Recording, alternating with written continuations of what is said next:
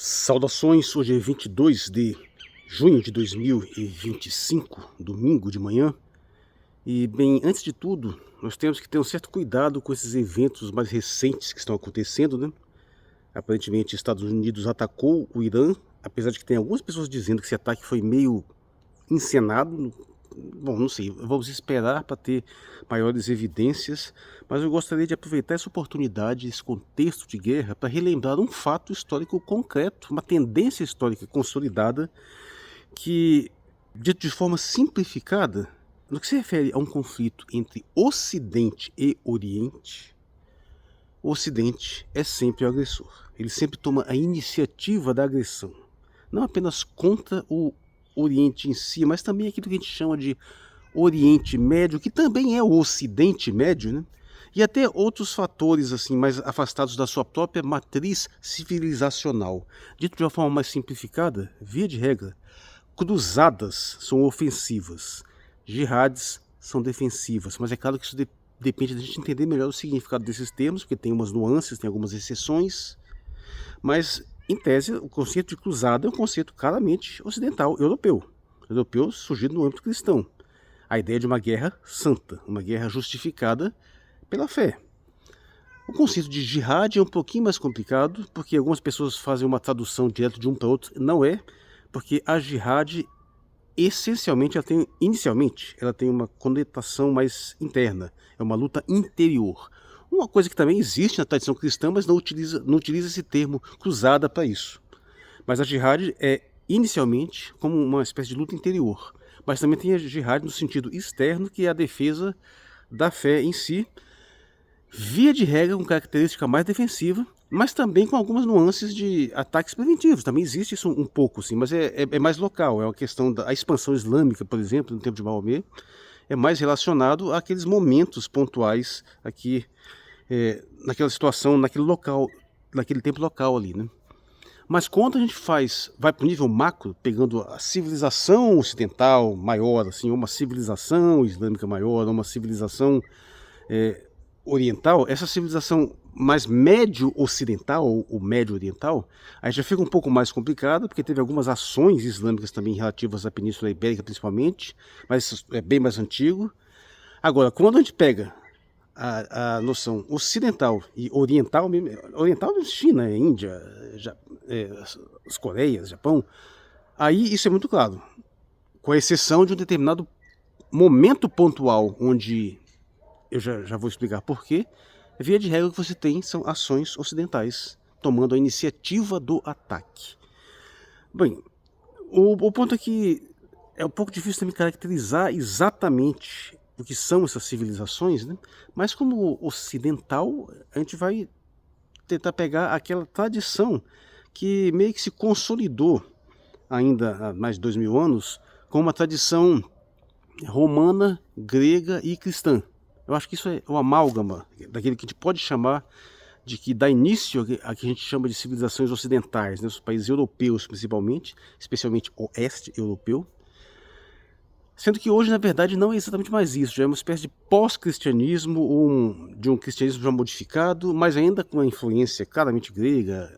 A gente estuda a filosofia grega até hoje, ainda com uma influência claramente romana também. Tudo isso está muito presente, ainda amalgamando outros elementos, mas é claramente discernível essa tradição das tradições médio-orientais e orientais, propriamente ditas. Especialmente se a gente for pegar os idiomas, né? Os idiomas que basicamente são os idiomas neolatinos, que são herdeiros de Roma, o latim ficado em Roma, né? Desenvolvido em Roma. Aqueles outros idiomas que não são exatamente latinos, mas são francófonos, que têm alguma similaridade, os idiomas saxães, anglófonos, eslavos, mas todos eles têm uma conexão, porque pelo menos todos eles compartilham a mesma escrita. Vamos lembrar que essa escrita que nós trazemos hoje, até hoje, basicamente tem base romana. E foi se desenvolvendo por meio dos seus neolatinos, né? É bem curioso, né? Porque aqueles que se consideram hoje como os superiores, né? Que são os anglo-saxões, frequentemente tem essa visão de si mesmo como uma espécie de estirpe superior, nem escrita esse pessoal desenvolveu. Haja visto a total disparidade da pronúncia escrita em inglês, né? Porque nem sequer eles têm um sistema de escrita. Eles tiveram que importar um sistema de escrita consolidado dos neolatinos. Mas bem, isso é basicamente o Ocidente que, de uma certa forma, ele vai migrando em termos de força cada vez mais para o Oeste. Sim, ele tem uma origem ali no Mediterrâneo, até bem mais para o Médio Ocidente, mas à medida que o tempo vai passando, o foco de poder vai ficando cada vez mais para o Oeste, até se consolidar ali por França, Alemanha, Inglaterra e atualmente Estados Unidos. Então, tem esse posicionamento geográfico, né? Como o Oriente é muito mais fácil de identificar, porque são aquelas civilizações muito mais antigas, que estão lá naqueles mesmos locais desde sempre, então acho que não exige nem muita disputa. E tem, claro, a questão médio-ocidental, né? Ali onde tem onde predomina uma cultura árabe, a cultura persa, que é diferente da árabe, e várias culturas locais, a Mesopotâmia, onde surgiu o judaísmo também. Então todos esses elementos ali, que é uma coisa separada, sempre vão deixar claro, não existe absolutamente nada que mereça o nome de judaico-cristão, a não ser a mitologia que está presente na Bíblia. Ali tem um certo amálgama, mas não existe civilização judaico-cristã, não existe cultura judaico-cristã. Ou é cristã alguma coisa, ou é judaico. Aliás, é sempre judaico puro. Pode ser cristão alguma coisa, mas judaico só pode ser judaico puro, porque a tradição, a essência do judaísmo é a sua preservação, a sua consolidação, o seu fechamento. A cultura cristã se mistura com outras, a cultura judaica não existe judaico-cristã, isso é loucura, simples, tem um vídeo específico para isso. Mas nesse contexto, deixando claro, não apenas começou com as cruzadas, essas iniciativas de ataque ao Médio Oriente, mas até as iniciativas originais, né, de você fazer incursões para o Oriente de forma geral, com o próprio Alexandre o Grande, posteriormente viria ser Marco Polo, ou colonialismo. Colonialismo é uma ideia exclusivamente ocidental. Civilizações muito mais antigas, como a China ou a Índia, nunca, apesar de serem gigantescas potências, milênios de tradição, desenvolvimento, nunca tiveram essa iniciativa de fazer colonizações em longa distância. Tinham tecnologia marítima, sim, mas nem sequer desenvolveram mais porque não tinha interesse em ir para mais longe, né? E de lá para cá, principalmente, todo esse processo colonial foi liderado pelo Ocidente. Inclusive as aberturas de rotas comerciais, que vale lembrar, não é você chegar lá com o seu navio, ô pessoal, olha aqui, temos as coisas bonitas para vocês venderem, vocês querem comprar? Não, é invadir, tomar, matar um monte de gente, estabelecer uma rota comercial à força. São as companhias das Índias, né? Como se diz assim, Índias, quer sejam Índias orientais ou Índias ocidentais. Índias é um termo genérico para se referir a terras distantes, sabe? Não é especificamente a Índia em si. Daí, por causa a total delírio desse pessoal que quer eliminar o conceito de o termo índio para substituir por indígena, em grande parte vem dessa confusão. E mais posteriormente ainda, você vai ver que na história recente os ataques vêm sempre por parte do Ocidente, com exceção, claro, do Japão, que fez incursões primeiro ali contra o seu próprio universo oriental, né? Apesar de que Japão é uma coisa bem mais isolada, é uma cultura bem diferente das culturas orientais, que tem suas similaridades também.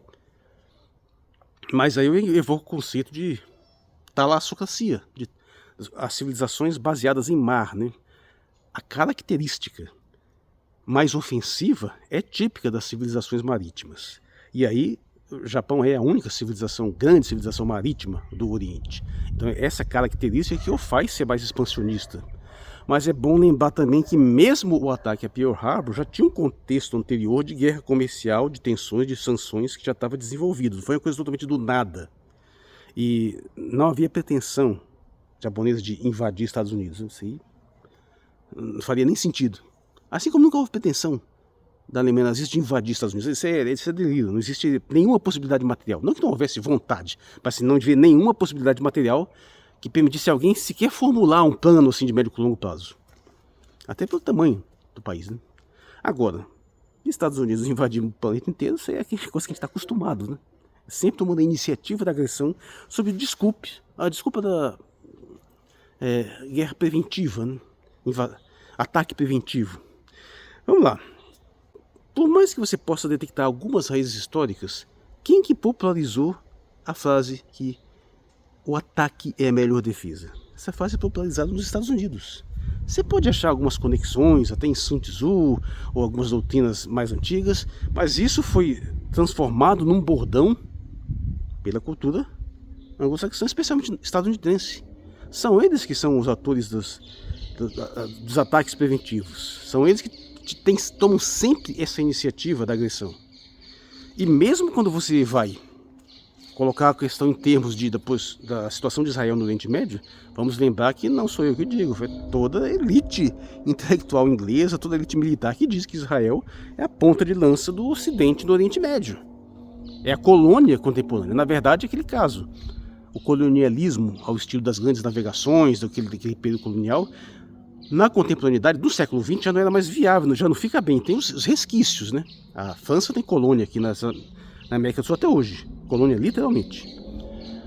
Mas para você poder levar adiante essa ideia de colonização, você teve que criar uma argumentação melhorzinha. E Israel basicamente nada mais é do que um processo colonial no Oriente Médio, que já tinha antes, né, mas uma justificação maior, uma penetração maior, com outro tipo de justificativa. Mas o ponto que tem que se deixar claro aqui, nessa tradição, nós podemos dizer que cruzadas são sempre guerras, invasões, que são legitimadas por alguma virtude, ou seja, quer seja a defesa da fé ou a defesa dos direitos humanos do modelo ocidental, do American Way of Life, que no final das contas servem apenas como expansionismo do modelo econômico do capitalismo global. A jihad tem uma tradição muito mais defensiva, na maioria dos casos, acho que na totalidade dos casos em relação a essa questão, ela é sempre defensiva. Mesmo aqueles momentos onde você pode fazer uma leitura um pouco mais ofensiva, como foi o caso da expansão muçulmana na Península Ibérica, tinha um contexto anterior ali também. Mas isso, de uma forma, isso ficou 500, 600 anos atrás. Da Idade Moderna para cá, é sempre no sentido contrário. E o que nós estamos vendo mais uma vez não é novidade. Os Estados Unidos pelo menos diz que acaba de bombardear o Irã. Ora para combater, como segundo a declaração do próprio Trump, para evitar a sua capacidade de desenvolver uma arma nuclear. Arma nuclear que eles são os maiores desenvolvedores do mundo e até hoje continuam sendo os únicos países do mundo que efetivamente usaram artefatos nucleares em guerra, promovendo destruição maciça. Agora, e veja só, isso inclusive é um motivo pelo qual todo mundo reluta tanto em utilizar armas nucleares. Porque ninguém quer tirar dos Estados Unidos esse título nada honroso de ter sido os únicos a fazer isso. Porque o dia que alguém fizer uma coisa minimamente parecida, mesmo que seja numa escala muito menor, isso vai ser esquecido e vai ser demonizado como alguém que usou armas nucleares. Apesar de que o Ocidente, não apenas nessa questão da Segunda Guerra Mundial, mas ainda usa armas nucleares de impacto maior até hoje, inclusive munição de urânio, que não é armamento nuclear, mas que deixa radioatividade. Mas o ponto é que um país que tem esse histórico agressivo de promover destruição em massa mundo afora, se coloca no direito de fazer um ataque preventivo para impedir que um outro país possivelmente desenvolva armamentos nucleares. Veja só, este país que assinou tratados de não proliferação de armas nucleares, que tem um programa nuclear com aplicações civis, porque o Irã tem usinas nucleares para geração de eletricidade, embora a maior parte da sua matriz energética seja de petróleo e gás. É um país que recebe visitas de comunidades internacionais que vão verificar o desenvolvimento desse programa, e esse país está sendo demonizado porque não pode desenvolver armas nucleares. Enquanto isso, o queridinho dos Estados Unidos, Israel, tem armamento nuclear, todo mundo sabe disso, nunca declarou, porque Israel não permite nenhum tipo de inspeção internacional, nunca permitiu. Tem usinas nucleares para fins não civis, que eles não geram energia com usinas nucleares, mas eles têm usinas nucleares que passam para fins de pesquisa e fins militares. Essas usinas nunca foram inspecionadas e é senso comum que eles têm armas nucleares escondidas não declaradas, e eles nunca assinaram nenhum tratado de não proliferação de armas nucleares. E são eles que têm que estar preocupados com o desenvolvimento das armas nucleares dos outros, né? Detalhe, há fatvas islâmicas que condenam o desenvolvimento de armas nucleares, né? Apesar de que eu acho que essas fatvas têm que ser revistas. O grande erro do Irã foi ainda não ter desenvolvido. Já devia ter desenvolvido essa porcaria há muito tempo. Aí não teria sido atacada. Faz que nem a Coreia do Norte. Porque tem um histórico claramente defensivo, ao contrário dos demais. Nesse contexto, a situação agora permite ao Irã elaborar seu conceito de jihad de uma forma mais clara, tradicionalmente defensiva. No caso, vale lembrar também que isso não começou agora, viu? Esse ataque de Israel tomou iniciativa do ataque há pouco tempo, lembrando que ano passado já tinha tido iniciativas também. O Israel já tinha lançado ataques contra o Irã. E parece que todo mundo esqueceu desse detalhe, né? Inclusive tem aquela famosa história lá que nunca foi confirmada, mas também nunca foi desmentida, de que eles chegaram a enviar um ataque de bomba de pulso eletromagnético para tentar atacar as instalações iranianas, e esses ataques foram interceptados pela Rússia. Tem essa história aí. Mas Israel já tinha feito ataques contra o Irã no ano passado, ele já tinha retaliado. E agora fez de novo, e agora a retaliação está pior ainda. E, evidentemente, os Estados Unidos nunca poderia deixar de ir lá proteger o seu patrão, né? Que no caso é Israel que manda nos Estados Unidos, não é o contrário. Nesse caso, ainda que existam dúvidas se esse ataque é realmente relevante, tem pessoas questionando se esse ataque foi de fato efetivo, se não há uma espécie de teatrinho por trás, se realmente há interesse de Israel de que esse programa nuclear iraniano seja desmantelado. De repente não é interesse, de repente é preciso deixar esse programa lá para justificar esse procedimento perpétuo, mesmo que ele não tenha nenhuma chance de efetivamente desenvolver alguma coisa. Então tem algumas dúvidas lançadas aí, mas isso apenas confirma pela milionésima vez a iniciativa ocidental de lançar ataques sob alegações estapafúrdias, como foi o caso do Iraque, que é o caso mais emblemático, mais recente, mas o caso da Líbia também não perde muito. E todas essas ações que tem tomado sempre acusando os outros de serem terroristas, quando eles são os maiores terroristas em massa da história da humanidade. Nós estamos falando do Império, pelo menos quantitativamente, mas genocida de todos os tempos. Os números variam muito, mas é muito difícil você sustentar que a quantidade de mortes causadas pelo Império, como eu chamo, o Império Anglófono, que os Estados Unidos também sua parceria em Inglaterra, depois da Segunda Guerra Mundial, fica no mínimo entre 10 e 20 milhões. Algumas pessoas podem jogar esse número muito mais para cima. Então, assim, não tem paralelo na história da humanidade uma coisa dessa. E, infelizmente, a grande tragédia é nós vivermos num contexto cultural que ainda tem gente que é capaz de fingir que acredita no argumento de que essa mentalidade é a benevolente, são os good guys, como eles gostam de dizer, né? Os psicopatas aí que vão fazer o paralelo do conflito de Israel e Hamas, dizer que Israel é o good guy. Essa perfídia maniqueísta, completamente insana.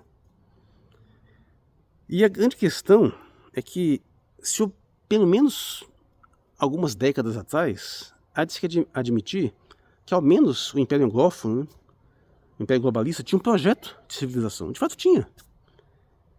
O problema é que já está claro que hoje não há mais projeto algum, é apenas destruição.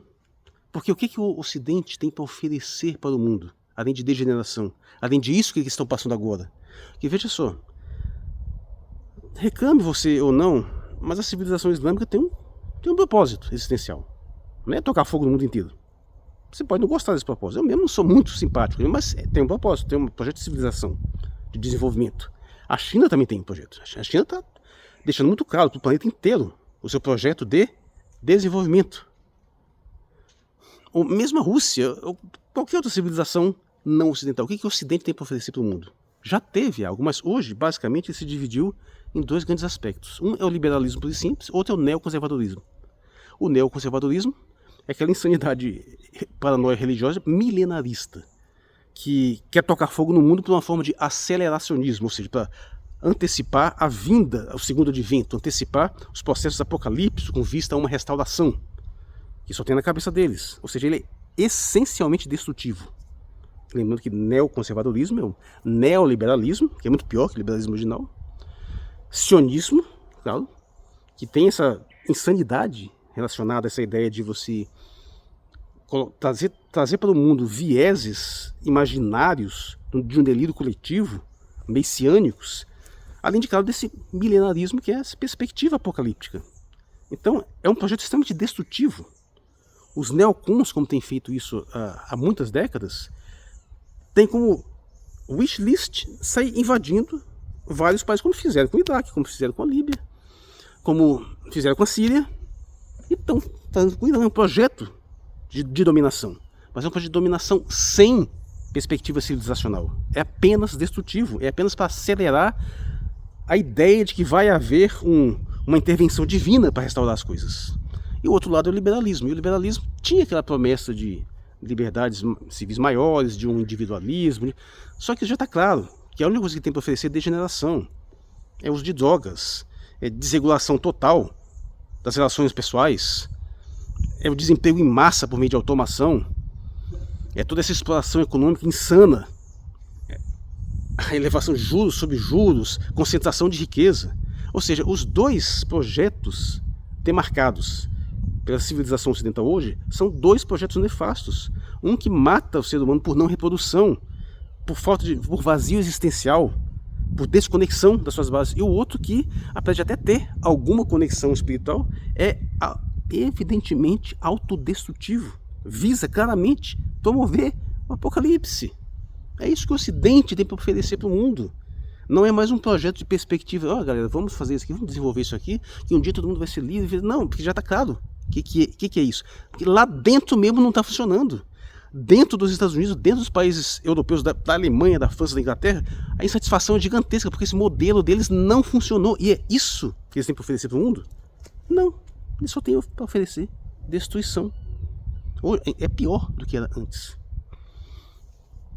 E no caso de Israel é a mesma coisa, embora com umas nuances mais complicadas, né? Bem, teremos hoje à noite uma live que promete ser um pouco mais disruptiva, assim, nesse sentido, né? Logo mais, né? Então, eu espero vocês lá, porque ali nós vamos discutir coisas um tanto mais profundas a respeito do papel da insanidade nas políticas. Porque a gente tende muito a achar que muitos planos mirabolantes, véus muito profundos no planejamento, mas às vezes, cara, a gente tem que admitir que às vezes a gente se deixa levar apenas pela loucura mesmo. Eu acho que esse é um caso. Finalizando, para tentar antagonizar esses conceitos, vendo essa questão de uma cruzada, alguma coisa de uma tradição ocidental, de uma guerra justificada por uma causa específica, mas que hoje essa causa sequer existe mais. É uma cruzada louca, uma cruzada apenas pela destruição, apenas pelo caos. E você ainda tem essa tradição da jihad, que tem lá seus problemas também, mas ela tende a ser mais defensiva e tende a pelo menos ter um projeto civilizacional, mesmo que você não goste desse projeto. Mas ele tem. Assistam a minha live a respeito do Irã, da civilização persa. O que nós temos visto a respeito das notícias, do imaginário popular a respeito do Irã é completamente, não tem nada a ver com a realidade, ela é uma outra coisa. E é uma live que, inclusive, eu acho até bastante interessante do ponto de vista para subsidiar esta live de hoje, que eu espero vocês lá logo mais. Eu sou Marcos Valério XR e no dia 22 de junho de 2025, muito obrigado por sua atenção.